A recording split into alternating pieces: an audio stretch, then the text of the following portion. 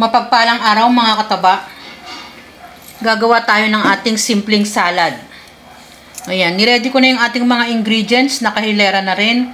Depende sa atin kung ano-ano pang gusto nyong idagdag sa ating salad. Sa akin naman mga ilang ingredients lang. Tapos gagamit tayo ng ating lettuce. Iba't ibang klase ng lettuce. Merong Romanian lettuce, may ice lettuce. Marami yan mga kataba. Tapos dito naman gumamit ako ng mansanas.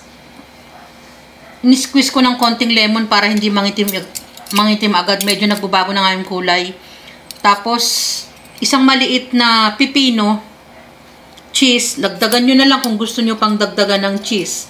Tapos, ang ating ubas. Ayan, sabi ko nga, pwede kayong gumamit ng iba't ibang klaseng fruits na pwede pa nating idagdag sa ating salad. Depende sa inyo kung ano-ano pa yung mga gusto nyo.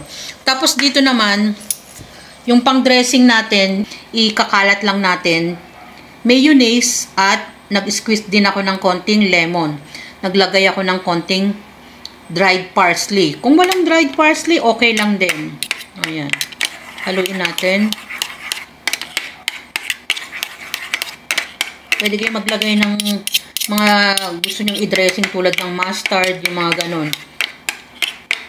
Maraming pwedeng ilagay sa ating dressing. Kasi normally ang ginagamit ko naman ay mayonnaise. So, ganun lang. Haluin lang natin ang haluin. Hanggang sa mag-combine yung ating ingredients. Tabi natin. Tapos dito, yan, imimix lang natin yung mga ingredients natin.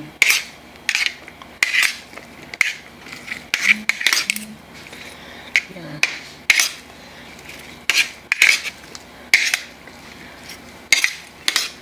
Tapos, pagkatapos nating i-mix, saka natin ilagay dito sa ating ibabaw ng lettuce. Simpleng-simple lang. Kalat natin sa ibabaw yung ating ingredients. O, kunin mo na yung nahulog.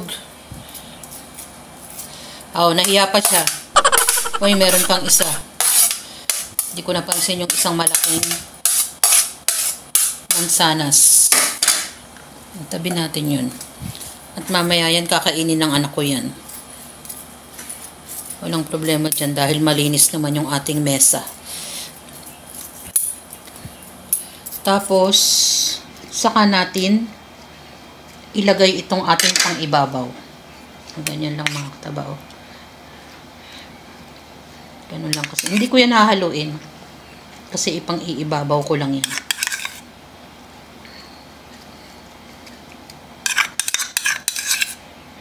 So, yan. Ganun lang kasimple mga kataba. Meron na tayong simpleng salad. Napakadali lang ng ating salad at ilang ingredients lang yung ginamit ni Mama Taba. Depende naman sa atin kung ano yung mga nilalagay nating ingredients. Iba't ibang klase ng prutas pwede nyong ilagay mga kataba. At yung pang dressing natin ay mayonnaise lang na may lemon. Ganun lang kasimple. Meron na tayong napakasarap na salad. Maganda rin kasi mga kataba, pag gumagawa tayo ng salad, pwede nyong ternohan ito ng ating isda or kung ano man ang gusto nyong iterno. Meron tong katerno na breaded pork chop mga kataba. Yan yung ating simpleng salad. Enjoy, kumain, at maging masaya. Salamat sa panunood!